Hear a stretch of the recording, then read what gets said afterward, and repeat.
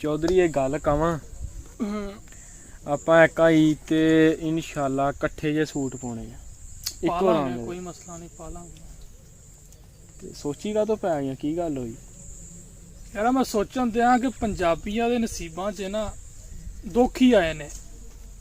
ਇੱਕ ਪੰਜਾਬੀਆਂ ਦੇ ਨਸੀਬਾਂ 'ਚ ਇੱਕ ਇਹੋ ਜਿਹੀ ਈਦ ਵੀ ਆਈ ਹੈ 18 ਅਗਸਤ 1947 ਦੀ ਈਦ, ਜਦੋਂ ਪੰਜਾਬੀਆਂ ਵਿਚਾਰਿਆਂ ਨੇ ਖੁਸ਼ੀਆਂ ਕੀ ਮਨਾਉਣੀਆਂ ਸੀ, ਇਹਨਾਂ ਦਾ ਤੇ ਗਮ ਨਾਲ ਬੁਰਾ ਹਾਲ ਹੋਇਆ ਸੀਗਾ। ਭਰਾਵਾਂ ਨੇ ਭਰਾ ਕਤਲ ਕਰ ਦਿੱਤੇ, ਮਾਵਾਂ ਦੇ ਢਿੱਡਾਂ ਉੱਤੇ ਬੱਚੇ ਸੀਗੇ, ਪਿਓ ਨੂੰ ਬੱਚੇ ਦਾ ਨਹੀਂ ਸੀ ਪਤਾ ਮੇਰਾ ਪੁੱਤਰ ਕਿੱਥੇ ਆ, ਮਾਵਾਂ ਨੂੰ ਆਪਣੇ ਪੁੱਤਰਾਂ ਦਾ ਨਹੀਂ ਸੀ ਪਤਾ ਹੈਗਾ। ਲੋਕਾਂ ਦੀਆਂ ਸ਼ਾਹੀ ਮਹਿਲ ਲੋਕਾਂ ਨੇ ਤਿਆਰ ਕੀਤੇ ਸੀ, ਉਹ ਸਾਰੇ ਉੱਜੜ ਗਏ। ਕਿੱਥੇ ਲੋਕਾਂ ਦੀਆਂ 4-4 ਮੁਰੱਬੇ ਜ਼ਮੀਨਾਂ ਸੀਗੀਆਂ, ਉਹ ਇੱਧਰ ਆ ਕੇ ਵੰਡ ਵੜਾ ਕੇ ਮੁੜ ਕੇ ਬਚ ਕੇ ਪਿੱਛੇ 4 ਕਿੱਲੇ। ਬਹੁਤ ਨੁਕਸਾਨ ਹੋਇਆ ਪੰਜਾਬੀਆਂ ਦਾ।